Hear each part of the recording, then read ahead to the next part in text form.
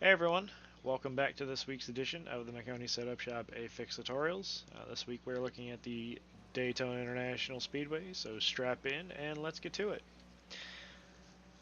For this video, just want to point out, just to save some time, I'll fast forward on the second lap, but way to get around here. This has always really been a thing, but I've always found like the one lap was faster. This time around, by doing this, I'm significantly faster with the creeping instead of just going out of the pits with the one lap. Uh, Basically, what you want to do is you want to creep around the apron around 80 miles an hour, but before you get to the blue cone, you want to get to 100. So for me personally, I don't find much of a difference by just doing 100 all the way around the apron or creeping. Uh, and then you're doing 100 pretty much until the restart zone here. Okay, once you get to the Geico restart zone, you wind it up. Your first lap is your warm-up lap to get everything up to speed, and then your second lap is your money lap. Okay, so as you can see here, this run here is in fourth gear. As you can see on the times, fourth gear to me is significantly faster.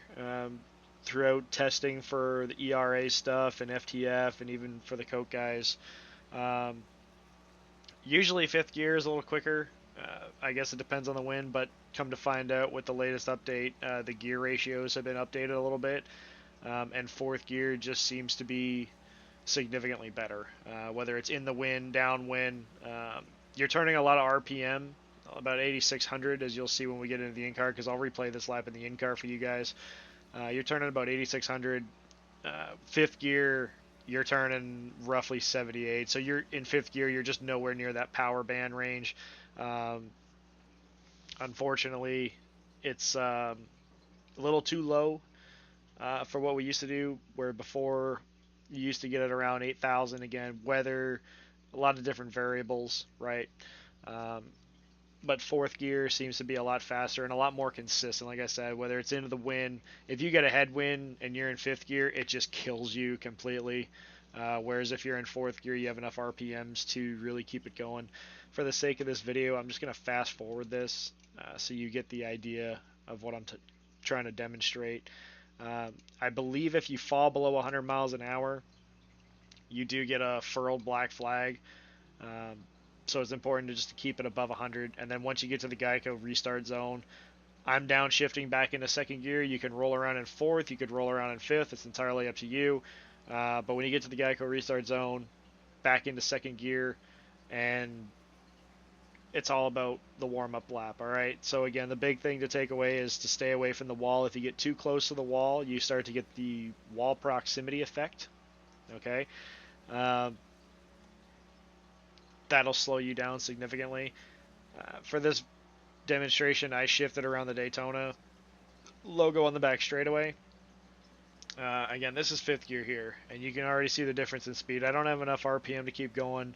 I feel like at this point I'm into a little bit of a headwind, and it just kills me. I'm trying to do everything I can to make up some speed coming back to the line. Fifth gear just doesn't have the power that you need to make a qualifying lap around here. Okay, and as you can see on the lap time here, a 55. I'll let this lap play through. That way you guys can see that I didn't do anything different. I didn't hit the apron. I didn't try to scrub speed somewhere just to try to exaggerate it. This lap was about as good as I could hit. I felt like I was just slow. So once this lap is done, we'll just do a quick lap in the in-car so you guys can see all the visuals and stuff. Not really a whole lot to talk about here.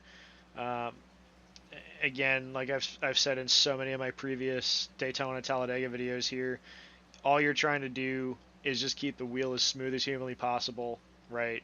Don't hit the apron, don't scrub speed, and then this apron cut here. I mean, you're just trying to make it as smooth as you possibly can, right? So we're gonna cut out the warm up lap because again it was just coming up to speed, and then here I'll restart it just a little bit so you can see the angle that I take into the tri-oval. Again, I'm trying to make this as smooth as possible. I don't want to be down at the yellow line by the Geico restart zone. I want to make this tri-oval as smooth as humanly possible.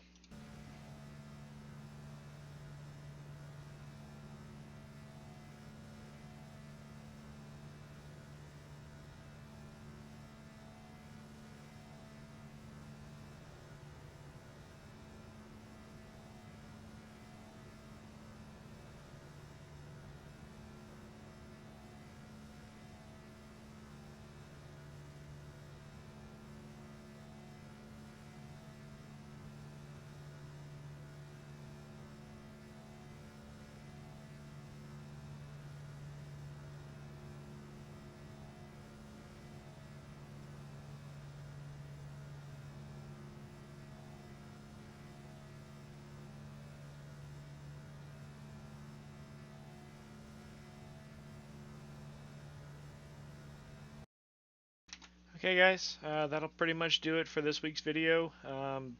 If there's anything you want to discuss in the comments, please feel free to let me know down below. Um, Again, for this kind of racing, it's wild. Qualifying always helps, especially having a good pit stall. Starting up front, hopefully you can avoid some of the wrecks. The draft is incredible here.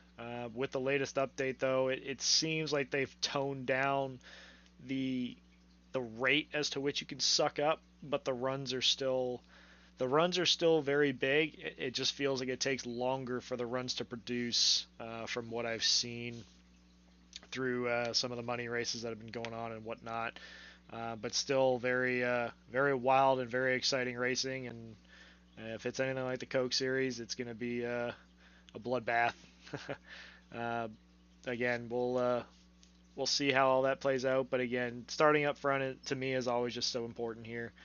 So hopefully this video helps you guys with that. As always, if you find that it was helpful, please consider leaving a like. Again, anything you guys want to discuss, the comments are wide open.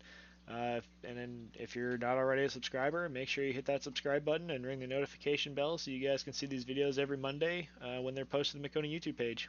Alright guys, best of luck this week, and we'll see you out on the track.